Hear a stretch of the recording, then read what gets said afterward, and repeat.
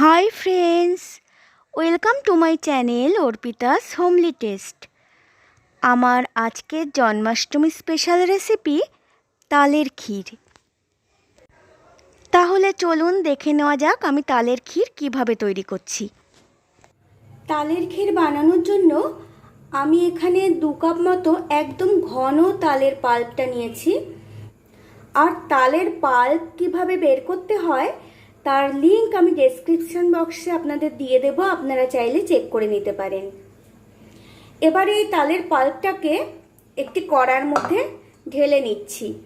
এখানে প্রায় 2 কাপ মতো তালের ঘন পাল্প আছে, একদম ঘন, একটু জল নেই।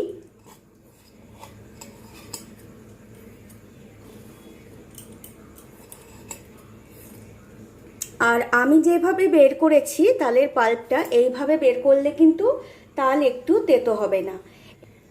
এবার গ্যাস ওভেন অন করে এই তালের পাল্পটাকে বসিয়ে দেব।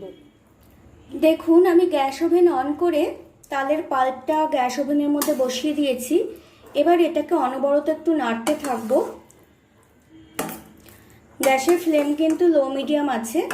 এটাকে 5 মিনিট ধরে নেড়ে নিয়ে আগে তারপর এর মধ্যে নারকেল মেশাবো।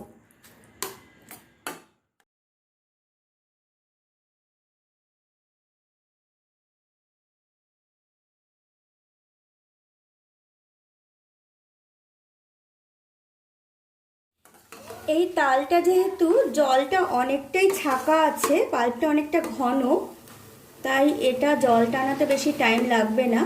দেখুন এটাকে আমি 5 মিনিট ধরে লো মিডিয়াম ফ্লেমে তালটাকে নেড়ে নিলাম। এবার এর মধ্যে দিয়ে দিচ্ছি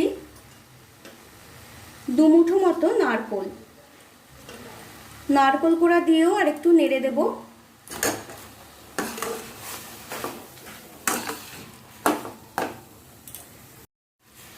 আর আপনাদের বলা হয়নি, আমি একটি মিডিয়াম সাইজের তালের পাল্প এখানে নিয়েছি, সম্পূর্ণ পাল্পটাই এখানে আছে। আপনারা সবসময় চেষ্টা করবেন একটু কালো তাল বাজার থেকে কিনে আনার, সেই তালগুলো কিন্তু তেতো হওয়ার সম্ভাবনা কম থাকে। দেখুন নারকেলটা মেশানো হয়ে গেছে। এবার এর মধ্যে দিয়ে দেব চিনি। প্রায় 1.5 কাপ মতো চিনি এখানে অ্যাড করে দিলাম।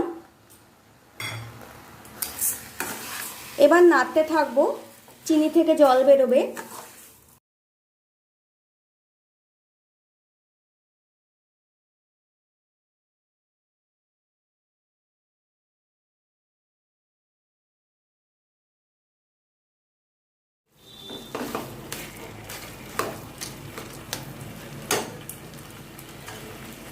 দেখুন এটা নাড়তে নাড়তে কিন্তু চিনিটা গলে গেছে আর চিনির থেকে যে জলটা বেরিয়েছে সেটাও শুকিয়ে গেছে। এবার গ্যাসটা অফ করে দিচ্ছি, এটা ঠান্ডা হওয়া অবধি অপেক্ষা করব।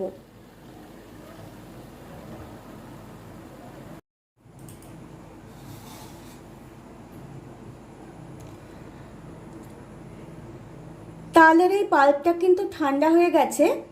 এখন আগে থেকে ফুটিয়ে ঠান্ডা করে রাখা দুধ এর মধ্যে অ্যাড করছি।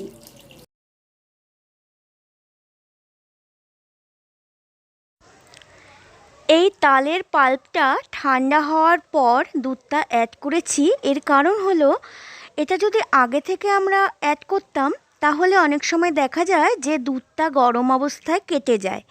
এর জন্য দুধ আর তালের পাল্প দুটোই ঠান্ডা অবস্থায় অ্যাড করে একটু নাড়াচাড়া করে তারপর আস্তে আস্তে গ্যাসের ফ্লেম অন করছি। দুধ দেওয়ার পর তালের পাল্পের সাথে আমি ভালো করে এটাকে মিশিয়ে নিয়েছি। এবার গ্যাসটা অন করে দিচ্ছি। গ্যাসটা অন করে গ্যাসের ফ্লেম মিডিয়াম করে এটাকে আরও 3-4 মিনিট নাড়াচাড়া করে নেব। তারপরেই রেডি হয়ে যাবে আমাদের সুস্বাদু তালের ক্ষীর।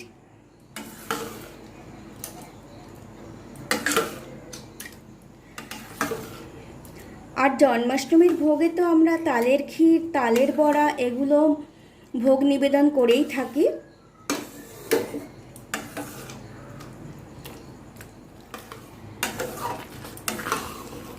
দেখুন এটাকে আমি 3-4 মিনিট ধরে নাড়াচাড়া করে নিয়েছি।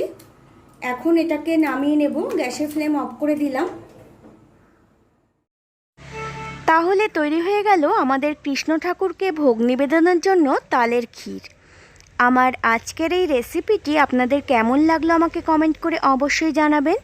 ভালো লাগলে একটি লাইক ও শেয়ার করবেন, আর আমার চ্যানেলটিকে প্লিজ সাবস্ক্রাইব করবেন, আর পাশে থাকা বেল আইকনটি প্রেস করে অল লেখাটি প্রেস করে দেবেন, যাতে আমি যখন পরবর্তী কোনো ভিডিও দেব তা খুব সহজেই আপনাদের কাছে পৌঁছে যায়। সবাই অনেক অনেক ভালো থাকবেন। Thanks for watching.